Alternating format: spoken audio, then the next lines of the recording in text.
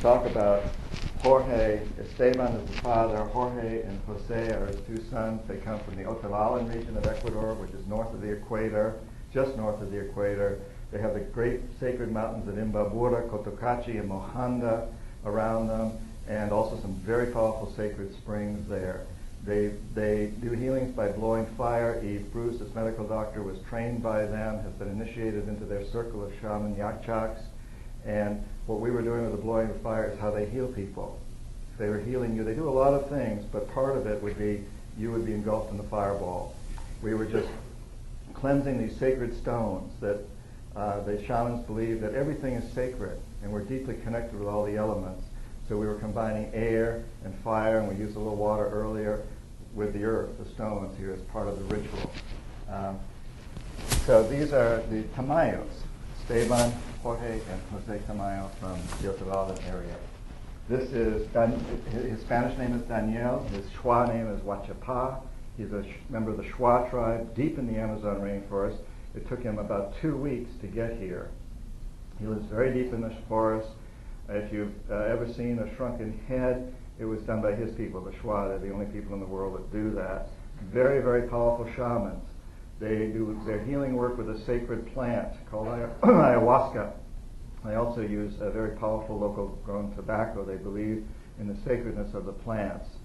And that's how their healing is done. Very different from this, but it all comes from Pachamama, from Mother Earth, Mother Universe, Mother Time, everything, the oneness.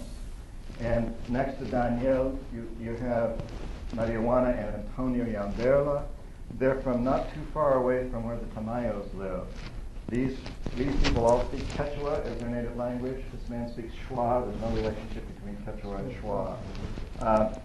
They heal particularly using pendulums made from flowers and little dolls made from various types of food, and all of them do a lot of energy reading, energy fields. They also use sacred alcohol in their healing work. It's again quite different. They're all very different, but they all come from a very deep belief in our connectedness with the elements, with the earth, and the incredible need to protect those things. Flecha is from the highlands of Peru. She's a native Quechua speaker also, and does amazing work with eggs and also with all of the elements. And she's also fluent in English. These two are the only ones who are fluent in English, and they happen to be married. And I really honor Jenny for being able to live with this man.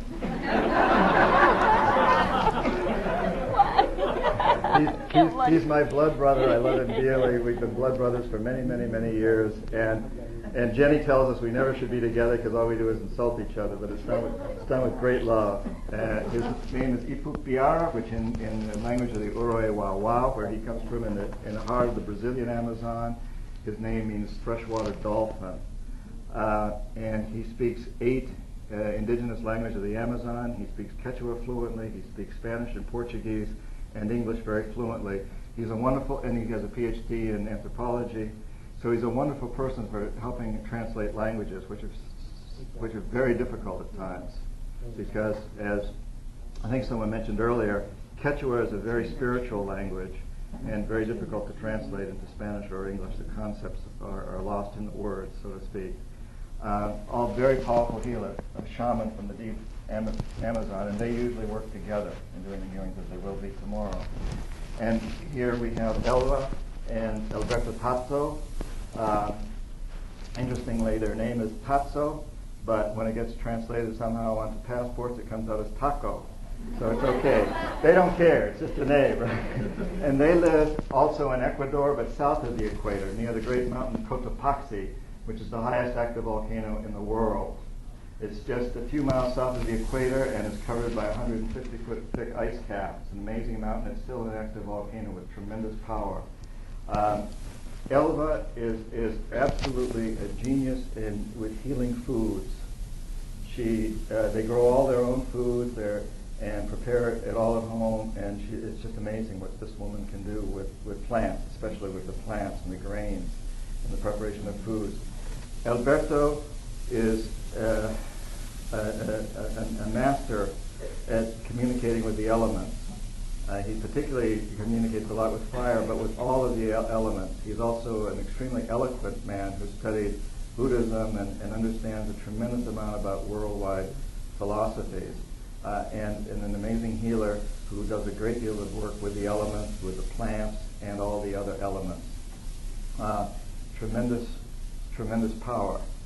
And so these are our shamans, and I would like to just give them a round of applause for being here and joining us.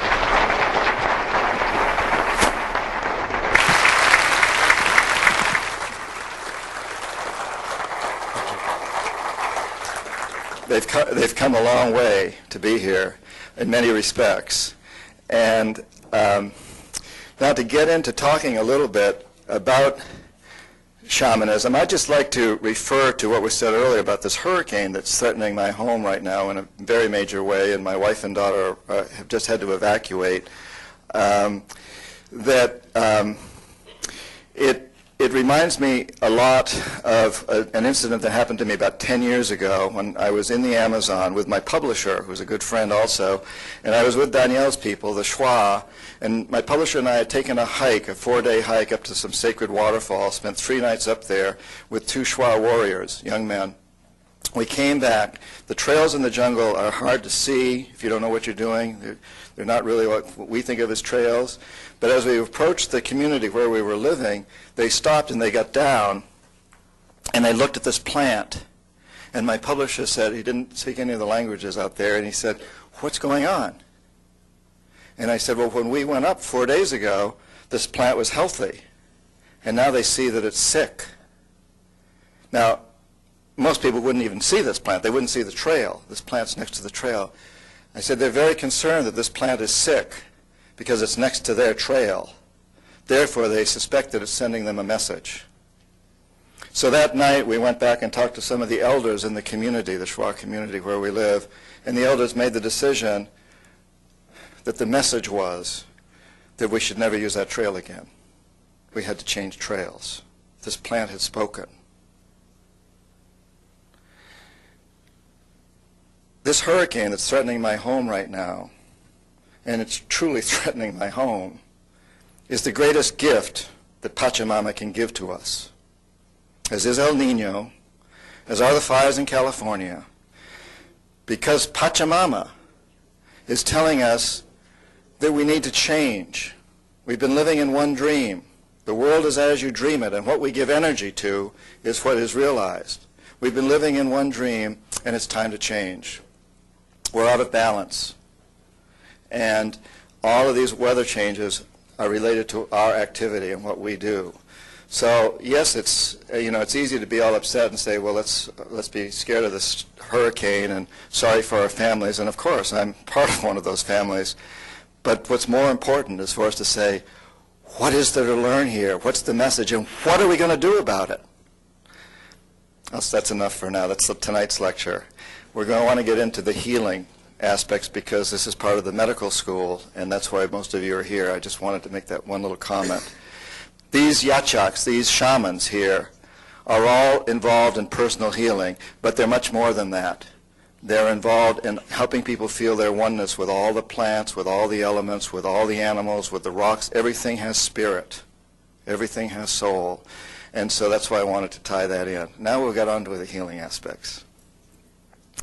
My first experience with a healing by a shaman happened in 1968. I just graduated from Boston University Business School, and I was not excited about going to Vietnam. So I joined the Peace Corps. And the Peace Corps sent me, well, first of all, the Peace Corps